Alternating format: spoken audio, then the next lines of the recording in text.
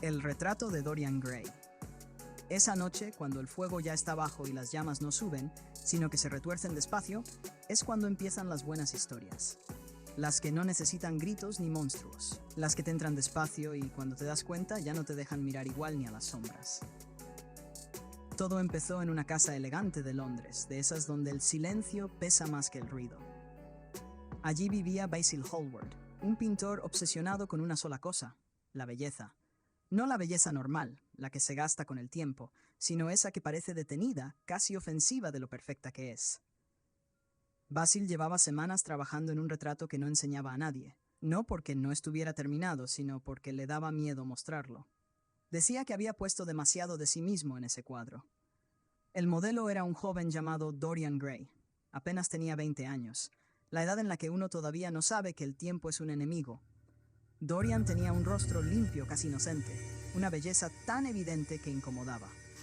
No era solo guapo, era de esos rostros que hacen que la gente se calle un segundo más de la cuenta cuando entra en una habitación.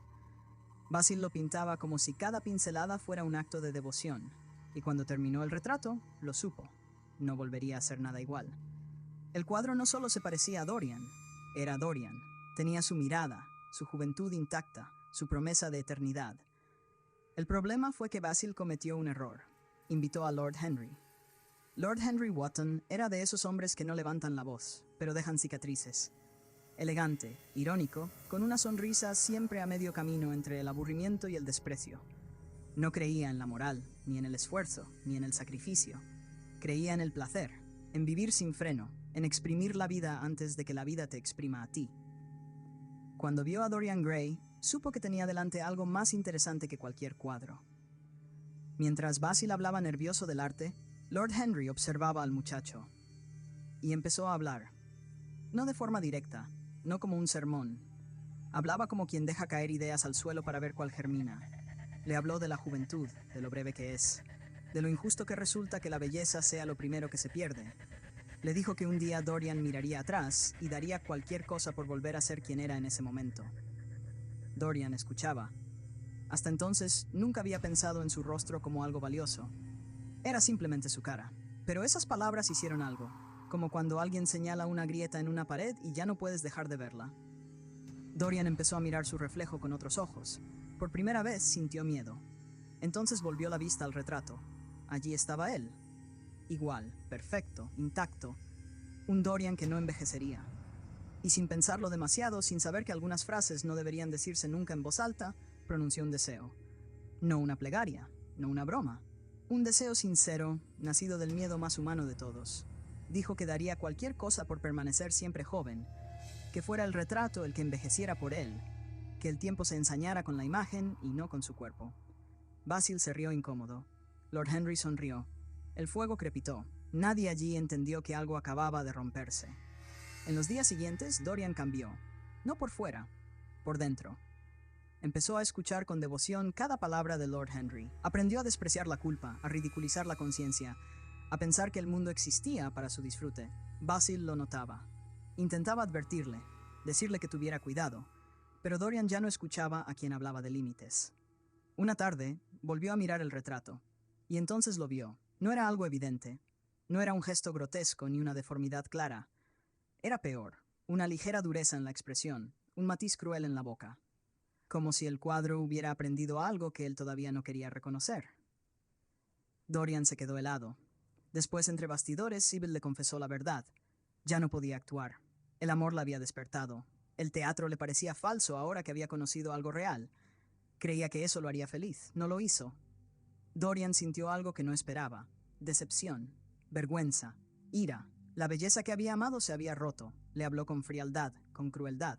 Le dijo que sin su arte no era nada, que había matado lo único que la hacía especial. Sybil lloró. Dorian se fue. Esa noche, al regresar a casa, subió directamente a la habitación donde ocultaba el retrato. Encendió una vela. Miró el cuadro. Y allí estaba.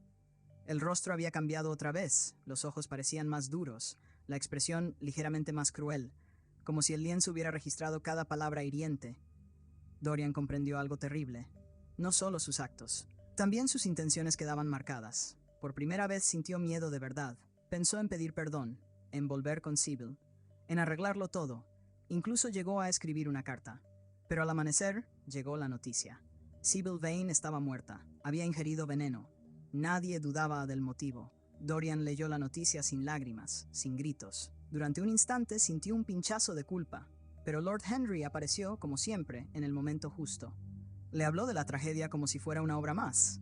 Le dijo que Sybil había muerto joven, hermosa, convertida en una historia perfecta, que sentir remordimiento era vulgar. Y Dorian aceptó esa explicación. Esa noche decidió algo. El retrato sería su conciencia. Él viviría sin freno, sin mirar atrás. Cerró la habitación con llave. Escondió el cuadro como se esconden los secretos que no quieres que te juzguen. A partir de entonces, Dorian Gray empezó a vivir de verdad. O eso creía. Frecuentó lugares que nadie mencionaba en voz alta. Personas que desaparecían de su vida sin dejar rastro. Su nombre empezó a circular acompañado de rumores, escándalos, historias a media voz. Pero cuando la gente lo veía, seguía siendo joven, bello, intocable. Y cada cierto tiempo, cuando el silencio hacía demasiado pesado, subía solo a ver el retrato. Cada vez estaba peor. Y cada vez Dorian sonreía un poco más al bajar las escaleras. Porque alrededor de una hoguera, cuando el fuego ya es brasas y las sombras se alargan, hay una verdad que siempre acaba apareciendo. El terror no está en los fantasmas, está en descubrir hasta dónde puedes llegar, cuando nadie te detiene. El fuego chisporrotea otra vez. Alguien echa un tronco más y las llamas suben lo justo para iluminar las caras. Aquí es donde la historia se pone incómoda. No por monstruos, por decisiones. Porque mientras Dorian seguía intacto por fuera, por dentro ya no quedaba casi nada reconocible. Con los años, su casa empezó a llenarse de gente y a vaciarse de vínculos. Entraban risas, copas, promesas y salían silencios raros. Personas que dejaban de ser las mismas después de conocerlo. Algunos perdían la reputación, otros el rumbo, otros algo peor. Nadie señalaba directamente a Dorian, porque nadie podía. Siempre era amable, siempre educado, siempre perfecto. Demasiado perfecto. Basil Hallward, en cambio, sí lo notaba. Cada vez que lo veía, sentía un escalofrío difícil de explicar. El Dorian que había pintado ya no existía, aunque su rostro dijera lo contrario. Había algo en su mirada, una especie de distancia fría, como si siempre estuviera observando desde detrás de un cristal. Una noche Basil apareció en su casa sin avisar. Estaba nervioso. Había escuchado demasiadas cosas, demasiados rumores, historias de jóvenes destruidos, de amistades rotas, de vidas torcidas después de cruzarse con Dorian Gray. Y Basil, que aún lo quería como a un hijo, necesitaba una explicación. Hablaron largo rato. Basil le suplicó que cambiara, que se arrepintiera, que pensara en el daño causado. Le habló del alma, de la conciencia, de la responsabilidad. Dorian lo escuchaba en silencio apoyado en la chimenea, con una sonrisa que no llegaba a los ojos. Finalmente, Basil dijo algo que hizo que el aire se congelara. Dijo que rezaría por él. Eso fue el error. Dorian sintió una rabia antigua, profunda, como si alguien hubiera intentado arrancarle la máscara. Le dijo que Basil no tenía derecho a juzgarlo, que no sabía nada, que hablaba desde la ignorancia. Y entonces, como si quisiera castigar esa mirada limpia, tomó una decisión terrible. Le enseñaría el retrato. Subieron las escaleras en silencio. Cada paso parecía más pesado que el anterior. Dorian abrió la puerta de la habitación cerrada con llave. El polvo flotaba en el aire. El lienzo estaba cubierto por una tela oscura. Basil contuvo la respiración. Dorian destapó el cuadro, y Basil gritó. Lo que vio no era arte, era una confesión. El rostro deformado, envejecido, con una expresión de maldad imposible de fingir. Los ojos llenos de crueldad. La piel marcada por cada pecado que Dorian había cometido y por muchos que había disfrutado. Basil comprendió al instante. El deseo, el pacto, la monstruosidad. Se arrodilló, lloró, suplicó. Dijo que aún había tiempo, que podían rezar juntos, que Dios perdona incluso lo impensable. Dorian lo miró sin emoción. Y entonces ocurrió algo de lo que nadie habla en voz alta alrededor de una hoguera, pero todos sienten en el estómago. Dorian tomó un cuchillo. No hubo lucha larga, no hubo heroísmo, solo miedo, sangre, silencio. Basil Hallward murió allí mismo, frente a su obra maestra convertida en pesadilla. Cuando todo terminó, Dorian no gritó, no lloró. Limpió el cuchillo con cuidado, cubrió el cuadro otra vez, y bajó las escaleras como quien termina una tarea desagradable pero necesaria. A partir de esa noche, algo se rompió definitivamente. Para deshacerse del cuerpo recurrió a un antiguo amigo, un científico brillante al que había arrastrado años atrás a una vida oscura. No le dio opción, le dio miedo. Y eso fue suficiente. Al amanecer no quedaba rastro de Basil Hallward, ni de la persona que Dorian había sido alguna vez. Desde entonces, el retrato empezó a mirarlo de una forma distinta. Ya no solo acusaba, parecía burlarse, como si disfrutara viendo hasta dónde era capaz de llegar. Y aquí, mientras el fuego baja y las sombras bailan en los árboles, es cuando uno entiende la parte más aterradora de esta historia. Dorian empezó a vivir con una paranoia constante. Cambiaba de rutas, evitaba rostros conocidos, dormía mal. El retrato lo esperaba cada noche con una mueca distinta, como si disfrutara viendo cómo el miedo lo alcanzaba por fin. Y aquí viene lo peor. Dorian empezó a preguntarse si aún quedaba algo salvable, no por bondad, por terror. Pensó que quizá, si hacía algo realmente bueno, algo limpio, el cuadro cambiaría, que tal vez el horror no era definitivo. Así que intentó engañarse. Ayudó, sonrió, prometió. Se convenció de que eso era redención. Subió de nuevo a la habitación cerrada, con el corazón acelerado, esperando ver una mejora. El retrato había empeorado, no porque el acto fuera malo, sino porque era falso. Y entonces Dorian lo entendió. No bastaba con aparentar, no bastaba con compensar, no bastaba con huir. El retrato no castigaba actos, mostraba verdades. Y la verdad era esta. Dorian no quería cambiar, quería escapar sin pagar. A partir de ahí algo se rompió del todo. Dorian empezó a odiarlo de verdad, no porque mostrara el mal, sino porque lo mostraba con precisión. Así que tomó una decisión final. Clara, fría, definitiva.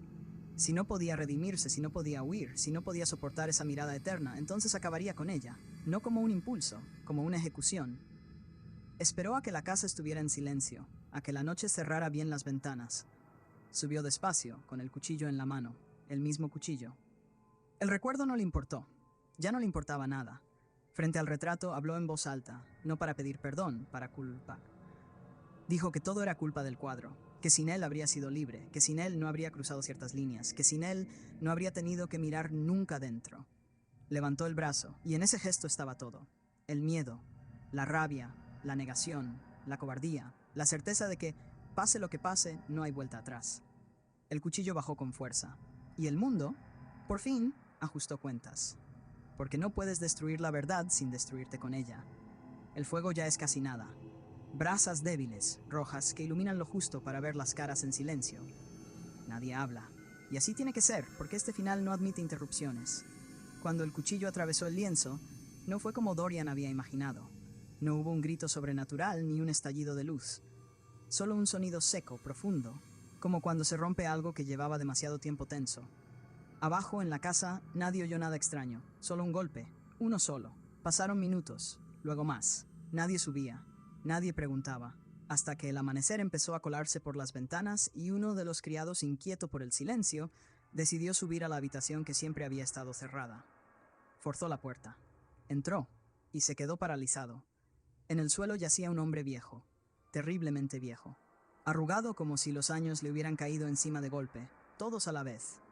El rostro era irreconocible, marcado por el miedo, por la culpa, por una vida entera comprimida en segundos. En su pecho el cuchillo.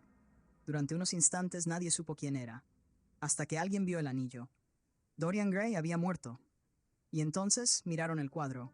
Colgado en la pared estaba el retrato original, el joven hermoso, la piel perfecta, la mirada limpia, como si jamás hubiera pecado, como si nunca hubiera conocido la crueldad, ni el egoísmo, ni el miedo.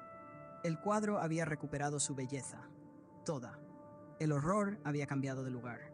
Así termina esta historia, sin aplausos, sin consuelo, con una habitación cerrada, un cuadro perfecto y un cuerpo envejecido en el suelo. Y mientras las últimas brasas se apagan, queda esa sensación rara en el pecho, esa que te acompaña cuando sabes que has escuchado algo más que un cuento. Porque al final, todos tenemos un retrato guardado en algún sitio. Y la pregunta no es si existe. La pregunta es cuánto tiempo puedes evitar mirarlo.